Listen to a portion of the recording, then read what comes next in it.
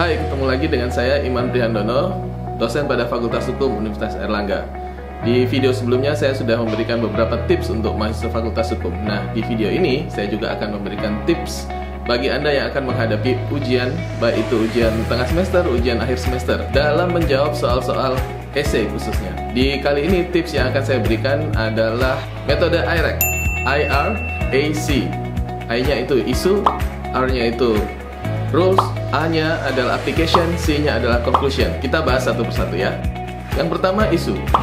Dalam setiap soal-soal ujian, Anda tentu akan diberikan permasalahan hukum atau isu yang harus Anda pecahkan, harus Anda jawab. Anda harus paham dulu isunya. Kalau Anda tidak paham isu apa yang sedang Anda hadapi, maka bisa jadi conclusion Anda nanti akan salah. Isu ini bisa terdiri dari beberapa fakta-fakta hukum atau non-hukum. Dosen Anda biasanya memberikan banyak fakta. Pastikan hanya fakta yang menimbulkan isu hukum yang menjadi perhatian Anda. Isu hukum ini bisa jadi ada beberapa model. Di antaranya, apakah ada pelanggaran hak, apakah ada kewajiban yang tidak dilaksanakan oleh para pihak di dalam soal yang Anda dapatkan. Setelah Anda menemukan isu hukumnya, maka selanjutnya tahap berikutnya Anda menentukan R-nya, yaitu rules.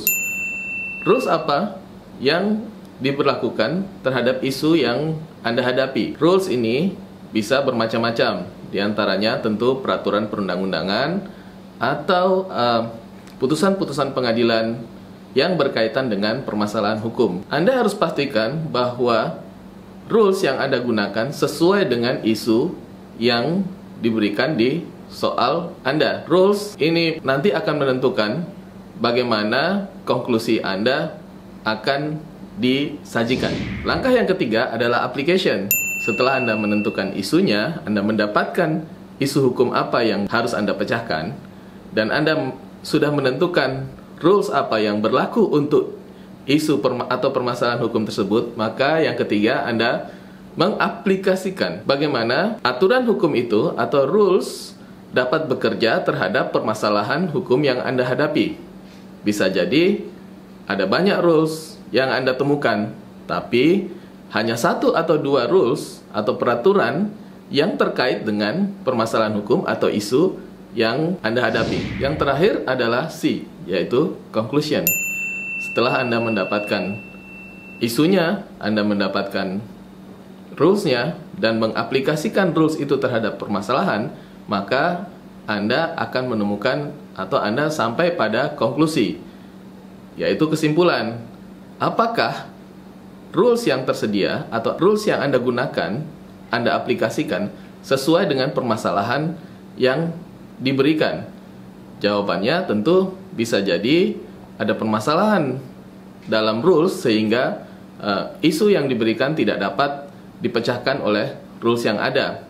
Atau sebaliknya, aplikasi dari rules yang Anda terapkan dapat memecahkan permasalahan. Contohnya, apabila Anda mendapatkan kasus wan prestasi, maka tentu Anda harus menggunakan aturan hukum dalam BW yang sesuai dengan kejadian wan prestasi tersebut. Selanjutnya, Anda mengaplikasikan rules tersebut ke dalam kejadian wan prestasi itu.